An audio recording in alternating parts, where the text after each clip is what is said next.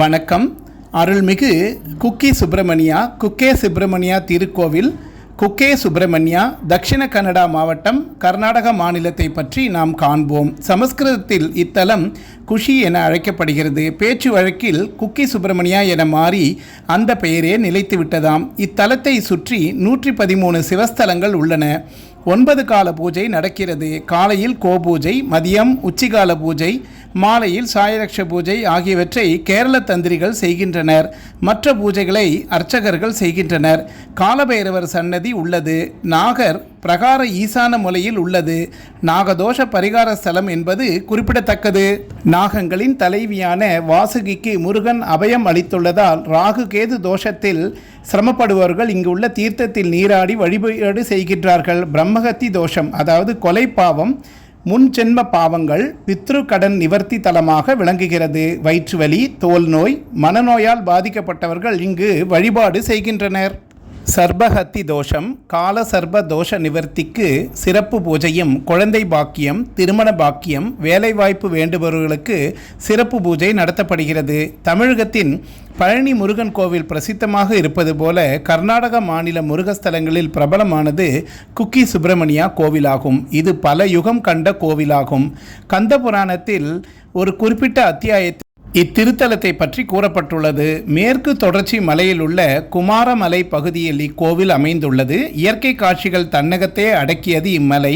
முருகப்பெருமான் தாரகாசுரனை அழித்த பின் தன் வேலில் படிந்திருந்த இரத்தத்தை கழுவ இந்த நகத்திக்கு வந்தார் என புராணங்கள் தெரிவிக்கின்றன. பரசுராமர் தன் தாயை கொன்ற பாவம் நீங்க இங்குள்ள தீர்த்தத்தில் நீராடியுள்ளார். ஆதிசங்கரர், மத்வாச்சாரியார் ஆகியோர் இங்கு வந்துள்ளனர். காஷ்யப முனிவரின் மனைவியரான கத்ரு வினதா என்பவர்களுக்கிடையே குதிரைகள் பற்றி சர்ச்சை எழுந்தது. இருவரும் தங்கள் கருத்தே சரியென வாதம் புரிந்தனர். முடிவில் யாருடைய கருத்து சரியானதோ அவர் மற்றவருக்கு அடிமைப்பட வேண்டும் என்று முடிவு செய்யப்பட்டது. இந்த பந்தயத்தில் கத்ரு தோற்றாள். ஒப்பந்தப்படி கத்ருவும் அவளது குழந்தைகளான நாகங்களும் வினதாவுக்கு அடிமையாயின. வினதாவின் குழந்தையான கருடன் நாகங்களை துன்புறுத்தி வந்தது. வருந்திய நாகங்கள் வாசுகி என்ற பாம்பின் தலைமையில் குமாரதாரா என்ற நதியின் அருகில் இருந்த குகையில் வந்து தங்கின. அங்கிருந்தபடி தங்களை காக்கும்படி அவை சிவனை வேண்டின. சிவபெருமான் அந்த பாம்புகள் முன் தோன்றி, எனது மகன் சுப்பிரமணியனிடம் உங்கள் குறைகளை கூறுங்கள், அவன் உங்களை காப்பாற்றுவான் என்றார். அதன்படி பாம்புகள் குமாரதாரா நீதியில் நீராடி சுப்பிரமணியரை வழிபாடு செய்தன.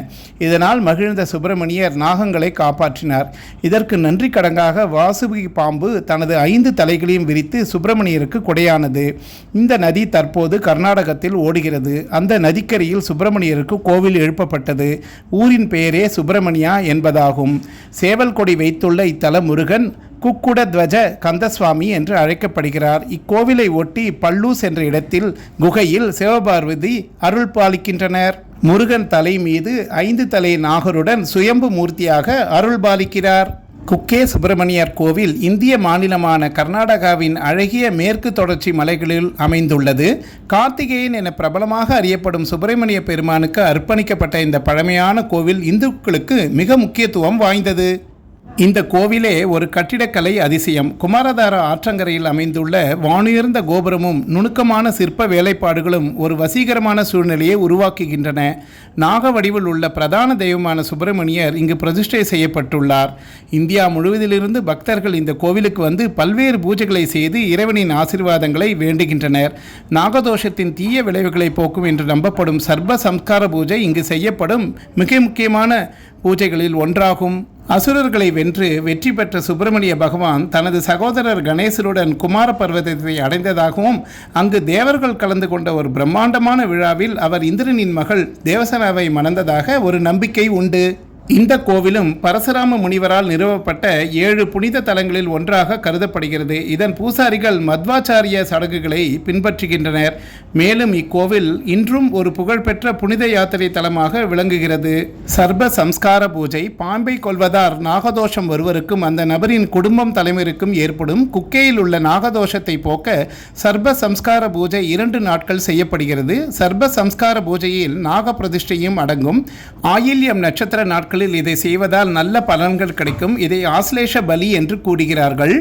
ஏகாதேசி மற்றும் விரத நாட்கள் தவிர மற்ற எல்லா நாட்களிலும் இது கிடைக்கும். நாக பிரதிஷ்டை ஹோமத்தில் நாம் பங்கேற்க வேண்டும்.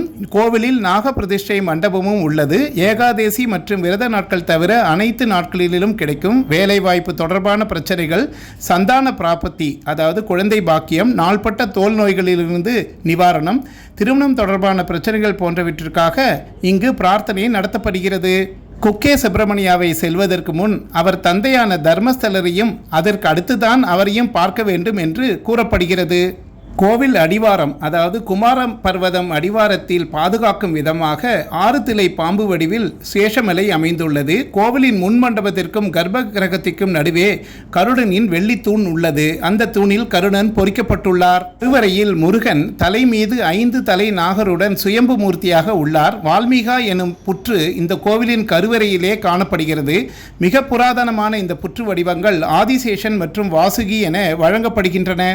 கோவிலின் பிரதான நேர்த்திக்கடனாக பக்தர்கள் கழுகுக்கு பலியிடப்பட்ட எச்சிலையில் உருண்டு குக்லிங்க வடிவம் இருக்கும் முருகனை வழிபடும் உருளு சேவையும் பிரசித்தமாகும். முருகப்பெருமானை நாக வடிவிலும் சிவபெருமானை குகலிங்க வடிவிலும் ஒரே இடத்தில் தரிசிக்கலாம். நன்றி, வணக்கம். மீண்டும் சந்திப்போம்.